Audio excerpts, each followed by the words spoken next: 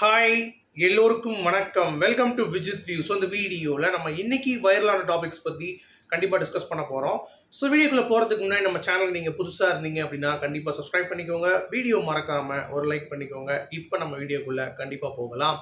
So இன்னைக்கு நம்ம பார்க்க போகிற டாபிக் வந்து பார்த்தீங்க அப்படின்னா ஏர் இண்டியா 787 போயிங் ரக விமானம் என்ன கண்டிஷனில் இப்போ அந்த கேஸ் இருக்குது அப்படிங்கிறதை பற்றி தான் முழு தகவல் நம்ம இந்த வீடியோவில் டிஸ்கஸ் பண்ண போகிறோம். ஸோ நிறைய தியரிஸ் வந்து பார்த்தீங்கன்னா போயிங் தரப்பு விமானத்திலேருந்து பணியாற்றினவங்க அவங்க சொல்கிற விஷயம் வந்து கொஞ்சம் வேறு மாதிரி இருக்குது. இன்னொரு சைடில் பைலட்டுக்காக குரல் கொடுக்குறேன் அப்படின்ற பேரில் ஒரு பைலட் வந்து அதெல்லாம் கிடையாது, பைலட் மேலே மிஸ்டேக் கிடையாது, சும்மாலாம் வந்து பண்ணாதீங்கன்னு சொல்லி அவர் ஒரு தியரி எடுத்துகிட்டு வந்திருக்காரு. ஸோ நம்ம ரெண்டையுமே வந்து அனலைஸ் பண்ணி என்ன நடந்திருக்கும் அப்படின்ற அந்த டீட்டெயில் தான். ஸோ இந்த ரெண்டு டாபிக் மெயினான டாப்பிக்கு. அடுத்து வந்து பார்த்தீங்கன்னா ரித்தானியா அவர்களை பற்றி நம்ம கண்டிப்பாக பேசி நான் வேணும், அது ஏற்கனவே சொல்லியிருக்கேன், டெய்லி வந்து பேசாம விட போகிறது இல்லை. அதில் ஒரு ஷாக்கிங்கான ஒரு இன்சிடென்ட் வந்து நடந்திருக்கு. அதாவது கவினுக்கு வந்து ஒரு தகாத ஒரு ரிலேஷன்ஷிப் இருந்ததுனால தான் ரித்தானியாவுக்கு அது தெரிஞ்சு அவங்க வந்து பார்த்தீங்கன்னா தற்கொலை பண்ணியிருக்காங்களா அப்படின்ற அந்த ஒரு ஆங்கிள்லேயும் இந்த கேஸோடைய டைமென்ஷன் மாறி இருக்குது அப்படின்ற மாதிரி பார்க்க முடியுது. ஸோ எனக்கு தெரிஞ்சு வெயிட் பண்ணி தான் பார்க்கணும். இந்த 3 டாபிக் தான் பேச போகிறோம். நான் வீடியோ கொஞ்சம் லெங்க்தாக தான் இருக்கும், ஏன்னா நிறைய டாபிக்ஸ் வந்து நம்ம கவர் பண்ண போகிறோம் அப்படின்றதுனால நான் வந்து சொல்லிடுறேன். இப்போ நம்ம வீடியோக்குள்ளே கண்டிப்பாக போகலாம். ஸோ ஃபஸ்ட்டு டாபிக், ஏர் இண்டியா 787 போயிங் ரக விமானம் கிட்டத்தட்ட விபத்துக்குள்ளாகி 1 மாதம் ஆயிடுச்சு. இதில் வந்து ஸ்டார்டிங்லேருந்தே நிறைய கான்ஸ்பிரசி இருந்தது, நிறைய டிலேஸ் இருந்தது, பிளாக் பாக்ஸ் ரிப்போர்ட் வந்து எப்போ கொடுக்க போகிறாங்க அப்படின்ற ஒரு விஷயம் இருந்தாலும் இப்போ லேட்டஸ்ட்டாக இந்த கேஸோடைய ப்ரிலிமினரி ரிப்போர்ட் வந்து பார்த்தீங்கன்னா வந்துருச்சு. அதில் ரொம்ப நேக்காக ஏர் இண்டியா நாங்களாம் வந்து பயங்கரமான ஒரு விமானம், நாங்கள் மெயின்டெனன்ஸ் சூப்பராக பண்ணியிருக்கோம், எங்களுடைய 2 இன்ஜினும் வந்து சூப்பராக வந்து பண்ணியிருக்கு, பயங்கரமாக நாங்கள் வந்து ப்ரொடக்ஷன் பண்ணியிருக்கோம், எங்களுடைய இதெல்லாம் வேற லெவல் அப்படின்ற மாதிரிலாம் அறிக்கையில் கிட்டத்தட்ட சமர்ப்பணம் பண்ணிட்டு பைலட்டு தான் காரணம் அப்படின்ற மாதிரி ஒரு குண்டை தூக்கி போட்டு முடிச்சு விட்டாங்க. அந்த பைலட் வந்து ஒருத்தர் வந்து ஏன் நீ கட் ஆஃப் பண்ணன்னு கேட்குறாரு ஃபியூவில், இன்னொரு பகல் நான் எங்கே பண்ணேன் அப்படின்றாரு. ஸோ அது பேசுகிறதுக்கு டக்கு டக்கு டக்குன்னு மேடை நேரன்னு முடிச்சிடுறாங்க. ஸோ இது எப்படி இவ்வளோ வேகமாக பைலட் வந்து இதை பண்ணியிருப்பாங்க? ஒருவேளை பைலட் வந்து பார்த்தீங்கன்னா சூசைடல் தாட்ஸில் இருந்தாங்களா? ஒருவேளை பைலட்டுக்கு வந்து பார்த்தீங்கன்னா சைக்காலஜிக்கல் எவாலுவேஷன்ஸ் பண்ணலையா? ஒருவேளை பைலட்ஸ் வந்து பார்த்தீங்க அப்படின்னா ஏதாவது ஒரு தீவிரவாத கும்பலோட சேர்ந்து பயணம் பண்ணி அதில் இவங்க வெடிக்க வைக்கிறதுக்கு பிளான் பண்ணாங்களா? ஏன்னா இந்த ஃப்ளைட் விழுந்த இடத்துலேருந்து ஒரு 3-4 கிலோமீட்டருக்குள்ளே ஏகப்பட்ட விஷயங்கள் இருக்குது. அதாவது மெடிக்கல் காலேஜ், அதுக்கு மேலே வந்து பார்த்தீங்கன்னா ஒரு ரிசர்ச் இன்ஸ்டியூட் இருக்குது, அதுக்கப்புறம் ஒரு கவர்மெண்ட்டில் பெரிய காலேஜ் வந்து நடத்துகிறாங்க வித் கேம்பஸோட.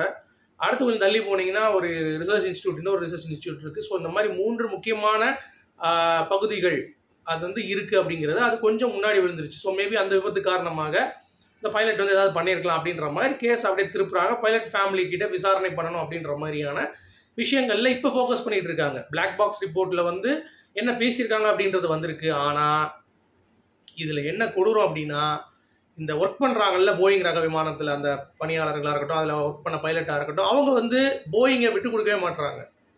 ஓகே, அது மட்டும் இல்லாமல் ஏர் இண்டியா வந்து பார்த்தீங்கன்னா விட்டு கொடுக்க மாட்டோம், இது முழுக்க முழுக்க பைலட்டோடைய மிஸ்டேக் அப்படின்ற மாதிரி கேஸை அப்படியே திருப்பி கொண்டு போகிறாங்க அப்படிங்கிறது தான் நமக்கு பைலட்ஸ் மேலே நல்ல ஒரு கான்ஃபிடன்ஸ் இருக்குது. ஏன்னா அவ்வளோ ஃப்ளையிங் ஹவர்ஸில் இருக்கக்கூடிய ஒரு பைலட் வந்து சும்மா வந்து பார்த்தீங்கன்னா ஒரு பட்டனை டக்குன்னு திறப்பது, டக்குன்னு மேலே தூக்குறது பண்ண முடியாது. இப்போ நீங்கள் யோசிச்சு பார்த்தீங்கன்னா, இப்போ நான் இங்கே நிற்கிறேன், இங்கே நான் உட்காந்து ஆப்ரேட் பண்ணிகிட்டு இருக்கேன், ஒருத்தர் வந்து திடீர்னு கையை அப்படி அசைக்கும் போது எனக்கு வந்து ஒரு வியூ இருக்கும்ல. கண்டிப்பாக முதல் சுவிட்ச் போடும்போது கூட நமக்கு தெரிலனா கூட 2வது சுவிட்ச் கொஞ்சம் எக்கி தான் அந்த சைடு இருக்குது. ஸோ போடும் பொழுது அவன் கை ஏதோ பண்ணுறான் அப்படிங்கிறது தெரிஞ்சிடும்.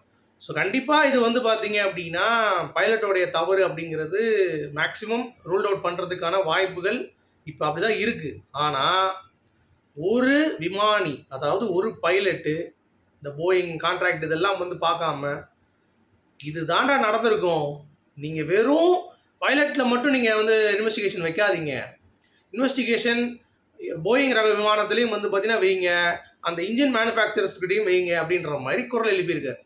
அந்த ஸ்டாண்டில் தான் நான் நினைக்கிறேன், அதை தான் நான் சொல்லியிருந்தேன். சரியா? வெறும் இந்த கேஸில் பைலட்டோடைய சூசைடல் தாட்ஸோ இல்லை பைலட் வந்து வேணுக்குன்னே வந்து இடிச்சிருக்காங்களோ அப்படின்ற மாதிரி இல்லாமல் இதை சுற்றி ஒரு பெரிய இம்பேக்ட், அதாவது இன்ஜின்ஸில் ஏதாவது குளறுபடி இருக்கா, இல்லை ஏர் இண்டியாவில் ஏதாவது ப்ராப்ளமா, இல்லை போயிங் அந்த விமானத்தில் அந்த இன்ஜின் கொடுக்குறது ஏதாவது மேனுஃபேக்சர்ஸில் ஏதாவது இவ்வளோ பிரச்சனை இருக்கா அப்படின்றத ஏன் இவங்க அனலைஸ் பண்ணுற அப்படின்ற ஒரு கேள்வி தான் எழுப்பியிருக்காரு.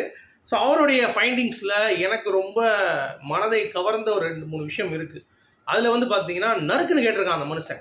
அவர் பேர் வந்து பார்த்தீங்கன்னா ஃப்ளையிங் பீஸ்ட் அப்படின்னு சொல்லிட்டு கிரெடிட் நான் கொடுத்து தான் ஆகணும். ஏன்னா அவர் வந்து அவ்வளோ தூரம் அவர் வந்து பைலட்டாக இருந்தாலும் நிறையா எக்ஸ்பிளைன் பண்ணியிருக்காரு. அதில் அந்த கேப்டன் ஸ்டீவன் ஒருத்தர் வந்து பைலட்டு தான் காரணமாக இருக்கும் அப்படின்ற அந்த தியரியை உடைக்கிறதுக்காக நீங்கள் வந்து போயிங் ரக விமானத்து கூட டீலிங்கில் இருந்திருப்பீங்க, அதனால் நீங்கள் வந்து அது மேலே குற்றம் சொல்லாதீங்க, நான் சொல்கிறேன் அப்படின்னு சொல்லிட்டு ரிப்போர்ட்டை வந்து அக்கு வேற ஆணி வேற பிரித்து மேய்ஞ்சிட்டான் மையன். எதில் முக்கியமாக ஒன்று சொல்லியிருக்குது என்னென்னா, பிளாக் பாக்ஸ் வந்து எவ்வளோ பெரிய விபத்துலையும் அது டேமேஜ் ஆகாது. இது ஜஸ்ட்டு இறங்கி வெடிச்சிருக்கு, 1 மணி நேரத்தில் அந்த இடத்த க்ளீன் பண்ணிட்டாங்க. அப்படி இருக்கும் பொழுது பிளாக் பாக்ஸ் எப்படி வந்து அவ்வளோ சேதமாயிருக்கும் அப்படின்ற முதல் கேள்வி. அப்போ பிளாக் பாக்ஸ் தரமாக தயாரிக்கப்படவில்லையா? அப்போ அது சம்பந்தமாக ஏன் இன்வெஸ்டிகேட்டர்ஸ் பண்ணல? இப்போ நீங்கள் கவனிச்சிங்கன்னா அந்த ரிப்போர்ட்லேயே போட்டிருப்பான், இன்வெஸ்டிகேஷன்ஸ் எதை பற்றி இல்லை அப்படின்னு பார்த்தீங்கன்னா, போயிங் 787 பற்றி கிடையாது, இன்ஜின் மேனுஃபேக்சரர்ஸ் ஆப்ரேட்டர்ஸ் பற்றி கிடையாது. ஸோ முழுக்க ஏர் இண்டியா அந்த போயிங் ரக விமானம் இந்த மாதிரி எல்லாத்தையுமே வந்து பார்த்தீங்க அப்படின்னா அப்படியே கடந்து போயிட்டாங்க. இப்போ முழுக்க கம்ப்ளீட்டாக இன்வெஸ்டிகேஷனாக பைலட் எரர் அப்படின்ற மாதிரி தான் கொண்டு போயிட்டு இருக்கேன் அப்படின்னு பார்க்கும் பொழுது ரொம்ப வேதனையாக இருக்குது.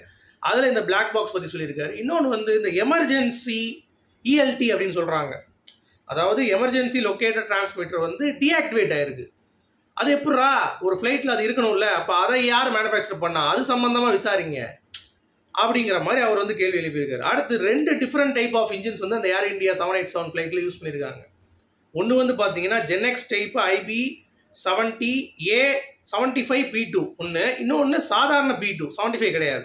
ஸோ ரெண்டுமே டிஃப்ரெண்டான என்ஜின்ஸ்.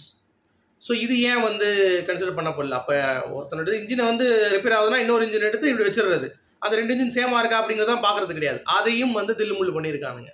ஸோ அதை பற்றியும் விசாரணை எங்கே, என்ன ஆச்சு, இன்ஜின்ஸ் வந்து கரெக்டாக இயங்குச்சா அப்படிங்கிறது. இன்னொன்று அந்த ரிப்போர்ட்டில் நீங்கள் தெளிவாக படிச்சிங்கன்னா 1வது இன்ஜின் வந்து ஸ்டார்ட் ஆகிடுச்சு, 2வது இன்ஜின் வந்து பார்த்தீங்க அப்படின்னா could not arrest the speed அப்படின்ற மாதிரி வந்து கொடுத்துருப்பாங்க. அப்படிங்கிறப்ப ஃபெயிலியர் தான் அது. ஸோ 2வது இன்ஜின் ஃபெயிலியரே ஆயிருக்கு அப்படிங்கிறப்ப மேபி அந்த இன்ஜின் ஃபெயிலியர் எதுக்கு ஆகுது, அப்போ அந்த ஏர்கிராஃப்டில் ஏதாவது பிரச்சனையா அப்படின்ற மாதிரி பார்க்கணும். இன்னொன்று வந்து பார்த்தீங்கன்னா அந்த ஃபியூயல் சுவிட்ச் வந்து மேலே பறக்குது அப்படின்னா அப் அண்ட் டவுன் ஈஸியாக போகும் அப்படின்ற மாதிரி அந்த ரிப்போர்ட்டில் இருக்குங்க. ஒரு காற்றடிச்சாலோ இல்லை ஒரு ஃப்ளைட் இப்படி பண்ணாலும் அது மேலேருந்து கீழே ஆட்டோமேட்டிக்காக டிப்ளாய் ஆகும்னு போட்டிருக்கு. அப்போ அதோட சேஃப்டி என்ன அப்படிங்கிறத நம்ம பார்க்கணும். ஆக்சுவலாக நீங்கள் மேலே பறந்துட்டு இருக்கும் பொழுது அது ரொம்ப வீக் ஆகி 2 கீழே விழுந்துச்சுன்னா என்ன பண்ணுவாங்க, ஆட்டோமேட்டிக்காக அது வந்து டிப்ளாய் ஆகிருக்கு அப்படின்னா என்ன பண்ணியிருப்பீங்க? அப்போ அதெல்லாம் என்ன சொல்கிறாங்கன்னா மேனுவலாக தான் பைலட் பண்ணியிருக்காங்க அப்படின்ற மாதிரி, பைலட்டுக்கு ஏதோ பிரச்சனை இருக்குது அப்படின்ற மாதிரி சொல்கிறாங்க. இன்னொரு பக்கம் வந்து பார்த்தீங்கன்னா பைலட் வந்து ஒருத்தர் கேட்டார் தெரியுமா, ஏன் நீ கட் ஆஃப் பண்ணனு, ஏன் அவரே அதை கட் ஆஃப் பண்ணிருக்கூட அப்படின்ற மாதிரி சொல்கிறாங்க. அந்த தியரி ஒர்க் அவுட் ஆகாது. ஏன்னா அவர் கட் ஆஃப் பண்ணும் பொழுது இந்த பைலட் அதை பார்த்துருப்பாரு கண்டிப்பாக. அது என்ன ஒரு கம்பு வச்சு இப்படி தூக்குற மாதிரி கிடையாது, ஒரு கையை எடுத்து இழுத்து தூக்கணும். ஸோ அப்படி இருக்கும் பொழுது ஆட்டோமேட்டிக்காக இவங்க சுவிட்சு சரியாக பண்ணாத இருக்கனால கூட வரலாம். ஏன்னா 2023 லாஸ்ட்டாக வந்து பார்த்தீங்கன்னா அந்த த்ராட்டில் கண்ட்ரோல் அந்த மாடல் இருக்குல்ல அதை வந்து மாற்றிருக்காங்க. ஸோ அதில் ஏதாவது டிஃபெக்ட் இருந்திருக்கு, அதில் ஃபியூல் கண்ட்ரோல் ஸ்விட்ச் வந்து ஒழுங்காக வேலை பார்த்துதா அப்படின்ற அந்த கோணத்துலேயும் விசாரணை வேண்டும் அப்படின்ற மாதிரி அவர் வந்து பேசியிருக்காரு. ஸோ இதெல்லாம் நீங்கள் யோசிச்சு பாருங்கள், எவ்வளவு டீட்டெயிலாக போயிங் பற்றியும் இன்ஜின்ஸ் பற்றியும் பிளாக் பாக்ஸ் பற்றியும் இஎல்டி பற்றியும் இவ்வளோ தூரம் வந்து கேள்வி எழுப்பியிருக்காங்க. அப்படிங்கிறப்ப ஏன்டா நீங்கள் அதை பற்றி இன்வெஸ்டிகேஷன் பண்ண மாட்டீங்க? சுற்றி நீங்கள் வந்து பார்த்தீங்கன்னா பைலட்டை பற்றியே பேசுகிறீங்க. அவங்களுடைய சூசைடாக இருக்கலாமா, இல்லை அவங்களுக்கு ஏதாவது ஒரு மனக்கசப்பாக இருக்கலாமா? ஏன்னா அதில் வந்து கேப்டன் ஸ்டீவன் ஒருத்தர் வந்து சொல்கிறாரு, ஏன் கூட வந்து ஃப்ளைங் ஹவர்ஸில் வந்து ஒருத்தர் ஃப்ளைட் ஓட்டிகிட்டு இருந்தான், அப்போ வந்து அவனுக்கு ஏதோ அவங்க அப்பா வந்து கன் பாயிண்டில் வச்சு மிரட்டிட்டு இருந்தாங்களாம். ஸோ அந்த நினைவுகளில் இருக்கிறப்ப அவன் வந்து அப்படியே விட்டுட்டான், நான் அப்புறம் அதை போய் டக்குன்னு பிடிச்சி நான் ஓட்டினேன். ஸோ இந்த மாதிரி ஏதாவது கூட இருந்திருக்கலாம் அப்படின்ற மாதிரி உருட்டுன்னு உருட்டுறாங்க. அதாவது ஏர்லைனையும் போயிங் ரக விமானத்தையும் அந்த மேனுஃபேக்சரையும் இவங்க காப்பாற்றுறதுக்கு என்னென்னலாம் பண்ணுறானுங்க அப்படிங்கிறது பார்க்க முடியுது. சரி, இதில் கடைசியாக அப்படிப்பட்டான் பாருங்கள் ஒரு பாயிண்டில், நீங்கள் வந்து அதை எதிர்பார்த்துருக்கே மாட்டீங்க. இந்த ஏர்போர்ட்லேருந்து அந்த ஏர்கிராஃப்ட் வந்து பார்த்தீங்கன்னா வந்துச்சு, டாக்ஸிலேருந்து அப்படியே அந்த இது டிப்ளாய் ஆச்சு. அந்த ஒரு தான் சொல்லுவாங்க தெரியுமா, அப்படி போச்சு, இப்படி வந்துச்சு, திரும்பிச்சு, அதுக்கு எல்லாத்துக்கும் டைம் போட்டிருக்க முதவிங்க. அதுக்கடுத்து ஏர்போர்ட்லேருந்து ஏரோப்ளைன் வந்து டேக் ஆஃப் ஆகிறது, பைலட் பேசினது, அந்த பைலட் எப்போ அதை சொன்னார், மேடை எப்போ அவங்க சொன்னாங்க அப்படின்ற ஒரு டீட்டெயிலும் டைமிங்கில் வந்து தெளிவாக விரிவாக கொடுக்கப்படவில்லை. ஏன் அப்படின்ற ஒரு கேள்வி எழுப்புனா எவனுக்குமே பதில் இல்லை.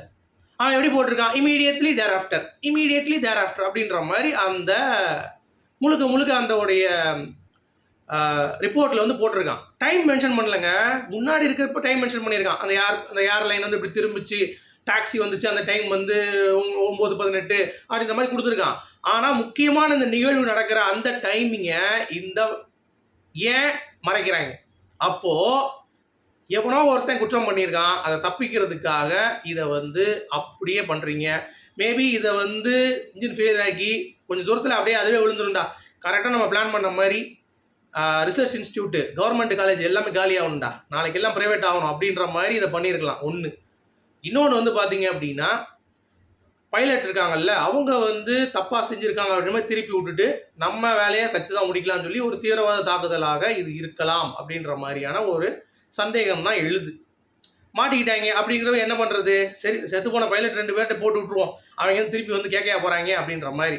ஸோ இப்படிப்பட்ட ரிப்போர்ட்டில் ஏர் இண்டியா மற்றும் ஏஐபி அந்த உண்மையை உளறிட்டாங்களோ, மாட்டிக்கிட்டாங்களோ, அவங்க தான் குற்றவாளி அப்படின்னு சொல்லிட்டு அப்படின்ற மாதிரி தான் எனக்கு தோணுது. சொல்கிறது உங்களுக்கு புரியுதுல்ல? பைலட் தவிர இதில் ஏகப்பட்ட கோளாறு வந்து இருந்திருக்கு அப்படிங்கிறது தான். அது எல்லாமே இந்த ரிப்போர்ட்டில் முழுவதுமாகவும் டீட்டெயிலாகவும் தெரிவிக்கப்படவில்லை என்பது தான் நிஜம். இதை நீங்கள் எப்படி பார்க்குறீங்க அப்படிங்கிறத சொல்லுங்கள். ஸோ உங்களுடைய கருத்துக்கள் வரவேற்கப்படுகிறது. அது மட்டும் இல்லாமல் இந்த ரித்தானியா கேஸ் பற்றி நம்ம பேசி தான் ஆக வேண்டும். என்ன அப்படின்னா, ரித்தானியா அவர்கள் இறந்த பிறகு அதுக்கடுத்து பயங்கரமான ட்ரெண்டிங் வந்துச்சு. அதுக்கடுத்து இப்போ அப்படியே அந்த நியூஸ் வந்து டைல்யூட் ஆகிட்டு இருக்கு. ஏன்னா எதை பற்றியும் பேச மாட்டாங்க, அடுத்தடுத்து மக்கள் வந்து மூவ் ஆன் பண்ணிகிட்டு இருக்காங்க. பட் நம்ம பேசுவோங்கிற மாதிரி சொல்லியிருந்தோம். இப்போ லேட்டஸ்ட்டாக ஒரு ஷாக்கிங்கான ரிப்போர்ட் என்ன அப்படின்னு பார்த்தீங்கன்னா, கவின் வந்து அப்பப்போ பேங்காக் போகிறாரு அப்படின்ற மாதிரியான ஒரு தகவல் வந்திருக்குல்ல. அப்போது பேங்காக்கில் வந்து பார்த்தீங்கன்னா நிறைய பெண்களிடம் அவர் தொடர்பு வச்சுருக்கார். இந்த விஷயம், அதாவது கள்ளக்காதல் அந்த மாதிரி எப்படினாலும் நீங்கள் சொல்லிக்கலாம், இல்லை தொடர்பு அப்படின்ற மாதிரி, இந்த விஷயம் ரித்தானியா அவர்களுக்கு தெரிந்து அதுதான் மெயினாக அந்த 1 hour ஆடியோ காலில் நடந்திருக்குது. அதுதான் மெயினாக வந்து பார்த்தீங்கன்னா அவங்களுடைய முடிவு, நம்ம இறந்து போயிடலாம், இவங்களாம் எவன் மனுஷன் வாழ்வானா அப்படின்ற மாதிரி அந்த பொண்ணு வந்து பார்த்தீங்கன்னா இறந்துருக்கும் அப்படின்ற மாதிரி வந்து சொல்கிறாங்க. ஏன்னா அவன் வந்து அது பண்ணுறதை பார்த்துட்டு அங்கே இருக்கக்கூடிய அந்த ட்ரக்ஸு அந்த மாதிரிலாம் இருக்குல்ல கலாச்சாரம், அங்கே பார்த்துட்டு வந்துட்டு இங்கே வந்து இந்த மனைவி இப்படி இருக்கணும் அப்படி இருக்கணும்னு சொல்லிட்டு இந்த கட்டி போட்டு பண்ணுறது இந்த மாதிரிலாம் இருக்குல்ல, நல்ல பாலியல் துன்புறுத்தல் பண்ணி கேடு கட்டவன் இவ்வளோ தூரம் வந்து பண்ணியிருக்கிறதுக்கு காரணம் வந்து பார்த்தீங்கன்னா அவனுடைய அந்த அஃபேர் பற்றியும் வந்து சொல்கிறாங்க அப்படிங்கிறது பார்க்க முடியுது. ஸோ என்னதான் இருந்தாலும் ஒரு முடிவு எடுத்துட்டாங்க அவங்களுக்காக நீதி வேண்டும். சரியா? அவங்க மாமியார் வேற பதறிட்டு இருக்காங்களாம், ஐயோ என்னை விட்டுருங்க, எனக்கு முடியல, எனக்கு வந்து என்ன சொல்கிறது மெடிக்கல் ப்ராப்ளம் இருக்குது, எனக்கு ஜாமீன் கொடுங்க அப்படின்ற மாதிரி ஒரு பக்கம் அவங்க அலறிட்டு இருக்காங்க. இன்னொரு பக்கம் வந்து பார்த்தீங்கன்னா நிறைய வீடியோஸ் வந்து கவினோட லேப்டாப்பில் எடுத்து வச்சுருக்கான் போல தெரியுது. ஸோ இந்த மாதிரிலாம் கேடு கட்டத்தனமாக பண்ணியிருக்கானுங்க. பிரேத பரிசோதனை கேட்டால் இன்னும் எதுவுமே வரல. அதுக்குள்ளேயும் வந்து பார்த்தீங்கன்னா ரிப்போர்ட் வந்த மாதிரி அவங்களுடைய பிற பொறுப்பில் அது இருக்குது இது இருக்குதுன்னு சொல்லி என்னத்தையோ வந்து கிளப்பிட்டு இருக்காங்க. அந்த மாதிரி எதுவுமே இல்லை, இன்னும் பிரேத பரிசோதனை இன்னும் வரல. ஸோ இதெல்லாம் வந்து பார்க்கும் பொழுது டிலேடு ஜஸ்டிஸ் ஆச்சு கிடைக்கும் அப்படின்ற மாதிரி தான் தோணுது. அப்புறம் நீ சும்மா பேசாதப்பா, நீ சும்மா வீடியோக்காக பேசிடுவ, நிஜமாக கிடைக்குமா அப்படின்ற மாதிரி நீங்கள் உங்களுடைய மனக்குமுறல் எனக்கு கேட்குது. எனக்கும் அந்த மாதிரி ஒரு ஃபீல் இருக்க தான் செய்யுது. பட் எனக்கு தெரிஞ்சு எப்போ தான் அந்த நிலை மாறும், எப்போ தான் சொசைட்டி சேஞ்ச் ஆகும், எப்போ தான் நல்லவங்களுக்கு வந்து பார்த்தீங்கன்னா வாழ முடியும், எப்போ தான் கெட்டவங்களுக்கு தண்டனை கிடைக்கும் அப்படின்ற மாதிரி தான் போகுது. ஸோ உங்களுடைய கருத்துக்கள் மீண்டும் அடுத்த வீடியோவில் சந்திப்போம். அது வரைக்கும்